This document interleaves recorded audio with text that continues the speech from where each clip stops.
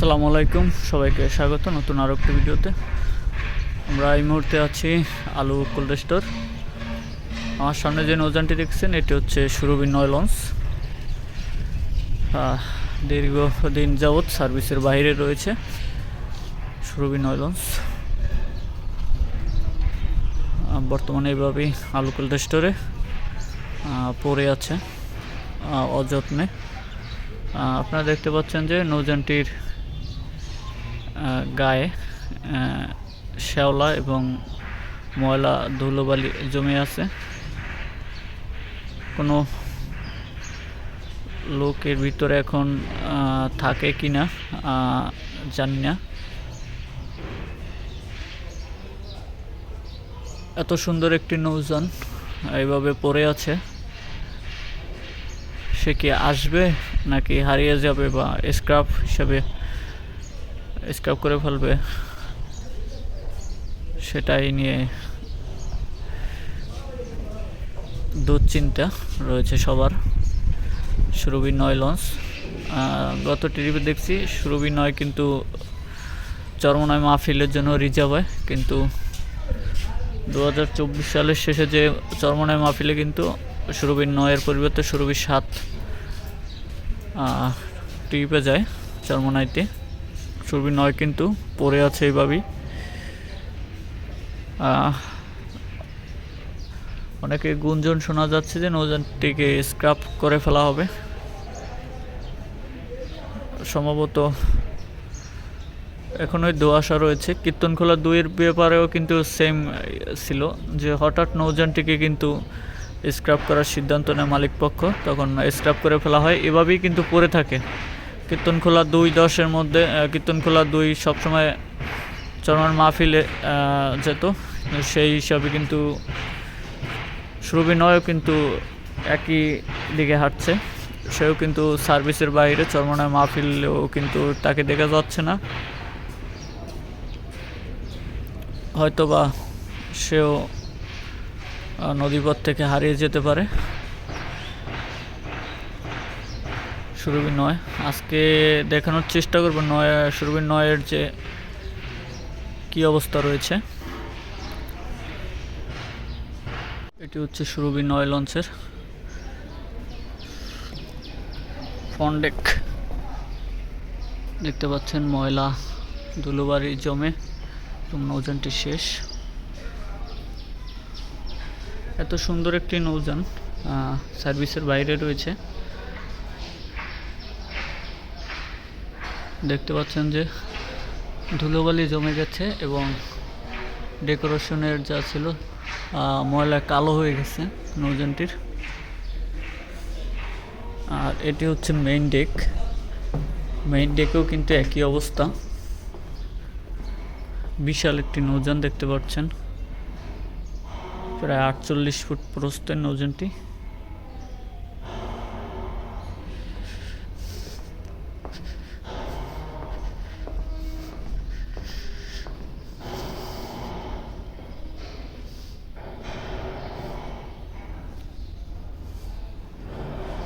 আমি হয়তো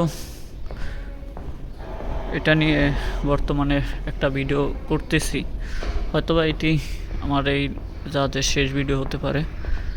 এরপর কিন্তু নৌযানটি নাও দেখতে পারে, কারণ ফেসবুকে অনেক জায়গায় দেখতে পাচ্ছিলাম যে নৌযানটিকে স্ক্র্যাপ করে ফেলা হবে।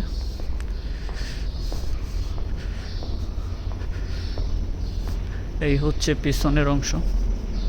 পদ্মা সেতুর প্রভাবেই কিন্তু এটি হচ্ছে, এবং জ্বালানি তেলের বৃদ্ধির কারণেই কিন্তু নৌযানটি বর্তমানে এই বহাল অবস্থা। 2015 সালে জাঁকজমকভাবে কিন্তু সার্ভিসে যুক্ত হয় এই সুরভি নয় লঞ্চটি।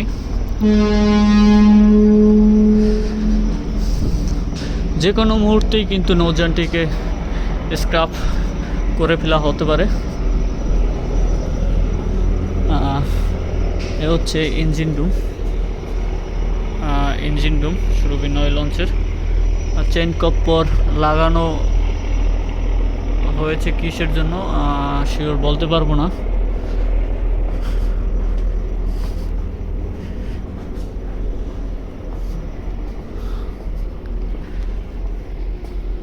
সন্ধ্যার বাতি নিভে গেলে, সন্ধ্যার বাতি বলতে আমি যেটি বুঝেছি, সুরভি নয়ের বাতি নিভে গেলেই নৌযানটি চিরতরে আমাদের থেকে বিদায় নেবে। 2015 সালে সার্ভিসে যুক্ত হয় এই নৌযানটি।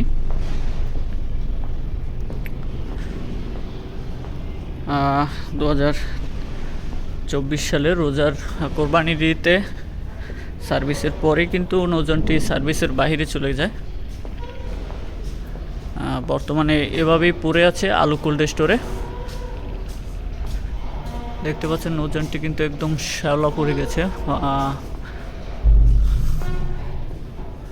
হয়তো রোটেশন পদ্ধতিতে অন্যান্য যে নৌযানগুলো রয়েছে তারা কিন্তু 2টি করে নৌযান পরিচালনা করছে এক এক কোম্পানি, হয়তোবা তারাও কিন্তু এভাবে পরিচালনা করতে পারতো সুরভি 7 এবং সুরভি 9 দিয়ে। এছাড়া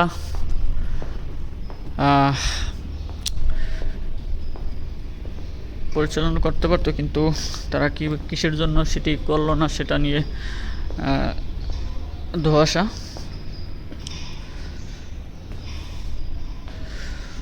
যেহেতু অন্যান্য কোম্পানি যেমন সুন্দরবন তাদের বহরের 2টি নৌযান চলাচল করে, এছাড়া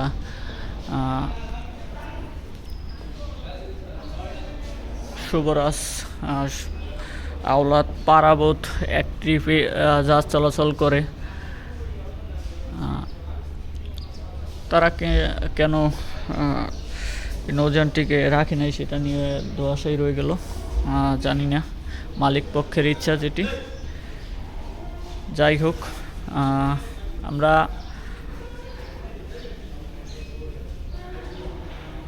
চেষ্টা করব, বা সবার আশা একটাই যে সুরভি 9 যেন আবার সার্ভিসে ফিরুক এবং আবারও সেই চিরচেনা ঢাকা বরিশালে যেন নদীপথে দেখা যায় সুরভি 9কে, এটাই আশাবাদী। ধন্যবাদ সবাইকে।